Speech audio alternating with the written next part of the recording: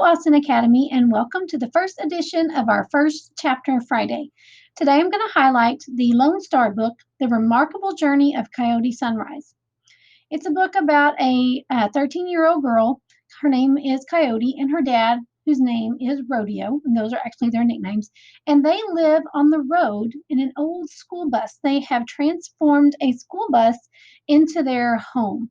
So, the Coyote has lost her mom and her two sisters in a car accident, and as they go through the book, you see how she struggles with that, and that's the reason why her dad actually took them away from home, and they're living in this school bus.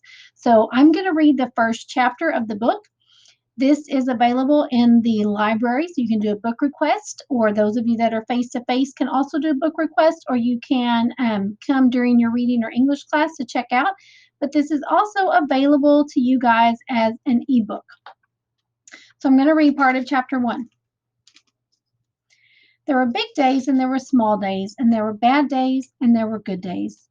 And I suppose I could pick any one of them for my once upon a time. But if I'm going to be truthful, and truthful is something I always aim to be, then really there's only one best place to start this story.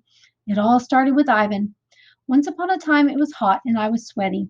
It was about 5 months before my 13th birthday, give or take. We were someplace in Oregon. Honestly, I don't even remember the name of the town, but I know it was on the dry, hot side of the state, away from the ocean. The whole world was so yellow and shining from the beating down sun that you had to squint no matter where you looked. The blacktop of the gas station parking lot radiated the heat right back up at you, so it felt like you were getting cooked from both sides. I suppose most barefoot people would have been hooting and hopping with that sizzling asphalt burning the bottoms of their feet, but my soles were used to it and I walked along easy as you please. My t-shirt was stuck with sweat to my back. The braid that hung down nearly to my blue jean belt loop slapped wetly against it as I walked.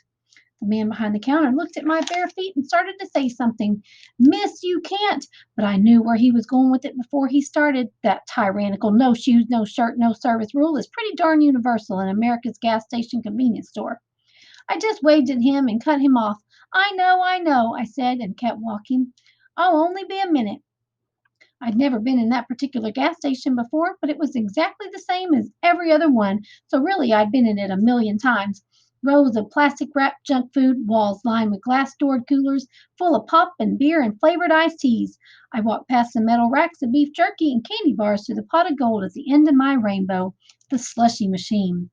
There it was, humming in the corner next to the coffee dispenser and soda fountain. My mouth started watering as soon as I saw that neon-colored sugar slush swirling around under the big plastic dome. There was a kid standing in front of it, looking up at the churning slurry with desire written plain and clear across his face. He was 7 or 8 and staring up at the left flavor, which was an unlikely pinkish color labeled wild watermelon. Big mistake, I said, walking up next to him and grabbing a cup from the pull-down dispenser. He jerked his head to look at me. What is? I nodded with my chin at the slushy he was coveting. Watermelon, that's a no-go. Never waste your time with anything that claims to be watermelon or banana flavored. It's a scam every time. So if you want to find out if they got the watermelon and find out all about Coyote and Rodeo's adventure in their school bus, come check out the book or you read it as an ebook. You guys have a good day.